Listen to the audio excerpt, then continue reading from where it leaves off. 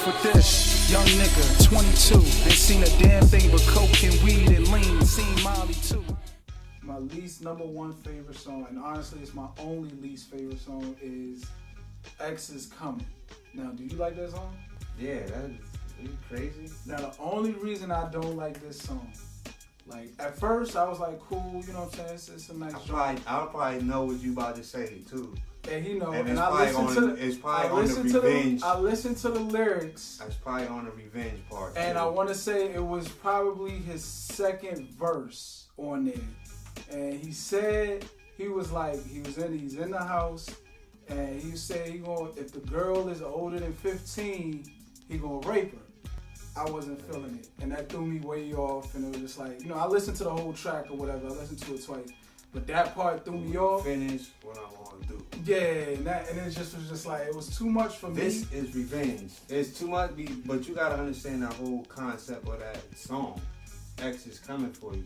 Basically, I'm coming. You gotta put that though. Alright, here's the thing about DMX.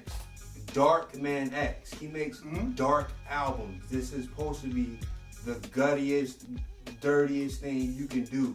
In that song, he's basically saying, you fucked me over so bad, this is what I'm gonna do. And I'm gonna watch you, and it's actually what you're gonna do about it, and see you in hell, basically. And kill, you know what I'm saying? It's the guttiest thing you can do.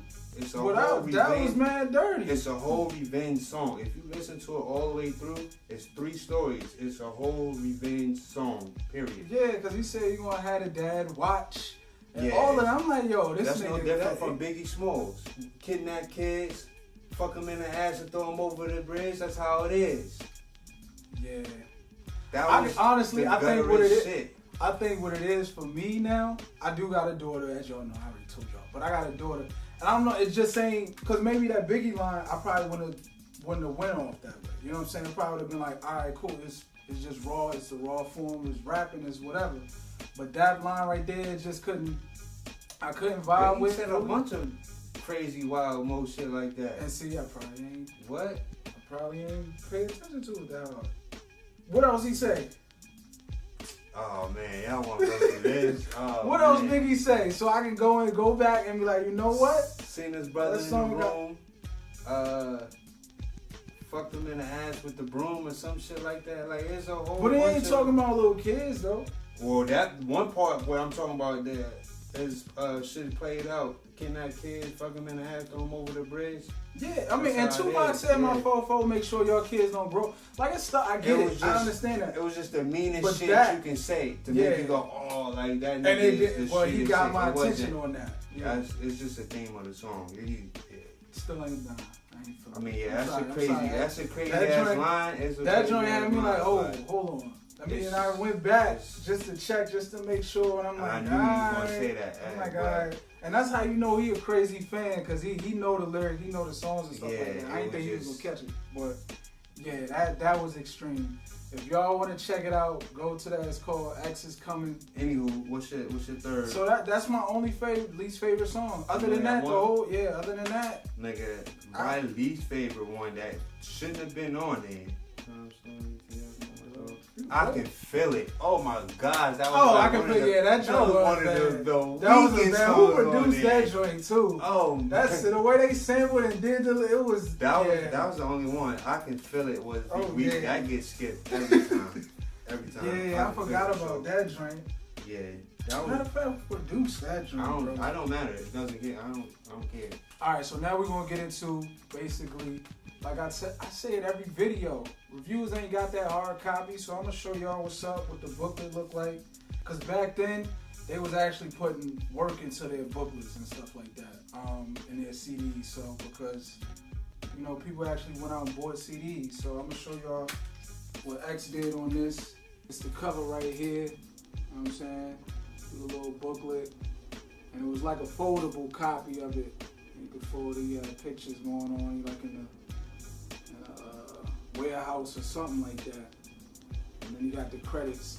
And the dope thing I like at the end of it, he actually got merchandise you could buy. Right, well, during that time you could buy merchandise. He had like his shirt, little key tags, and t-shirts and bandanas and stuff like that you can order. So I think that was dope too for big fans that want to get stuff in his merchandise. And then also in this booklet, he has like a prayer at the end of it, you know, basically giving thanks to God and stuff like that, and to all the people that, you know, support him. And yeah, so I think that's dope. What he do in every album, he actually has a prayer. And every album, I want to say at the end of it, he'll give a prayer. So that's just something that he did. He even do that at his performances too. Before he sign out, he give all that energy, and at the end, he'll give a prayer to y'all, let y'all know, you know, this is really what it's about and why he does that. And it's definitely unfortunate that, you know, he's still not top tier in the game and one of the artists that we could still see on TV and hear music from him because of, you know, his addiction. But that can't take away from his history and what he did in the game and the albums that he dropped. I do want to talk about real quick is your favorite DMX album. And then there was X. That was my favorite album. And I gotta say that was my favorite album too. All three that of album albums, I actually bought. I bought that album. I used to play that joint loud in the house. My mom used to tell me to turn it off because the X was grimy, was gritty, cursing, all of that just in the house. And that album actually had the joint with him and Cisco on there, right? We had that on there. Yeah, so that was definitely a classic album. Now, is this a classic album? Definitely. Is this a classic album? 3 classic albums. It went 3 times platinum. That's a classic. 3 times before the internet, before you can download. That's classic. But it took 3 years ago. 3 times. It went 3 times platinum in 2000. He dropped 2 albums in the same year. Okay, that's cool. That both went platinum. That's nobody cool. who has done that. That's cool. Who has done that? Rick Ross. Stop it. Rick Ross did that. He did that a couple years ago. He dropped Mastermind and he dropped. And they both went platinum? Nah, they didn't both go platinum. I don't think they It's timeless tracks on there that you can still play today. But that's what I'm saying. It's just his singles though. That's timeless. How many singles you had on there? 3 to 4 singles, right? 5 singles. 5. Ruff Ryders Anthem. If I Was Going Down. If you telling me Get At Me Dog. This album has 5 singles that you can still play today, timeless singles. That's a classic album, right? That sounds like a classic album. 5 singles on 1 album. If I go down the list, the entire list is really only about 4 songs that I really say that I'm gonna skip.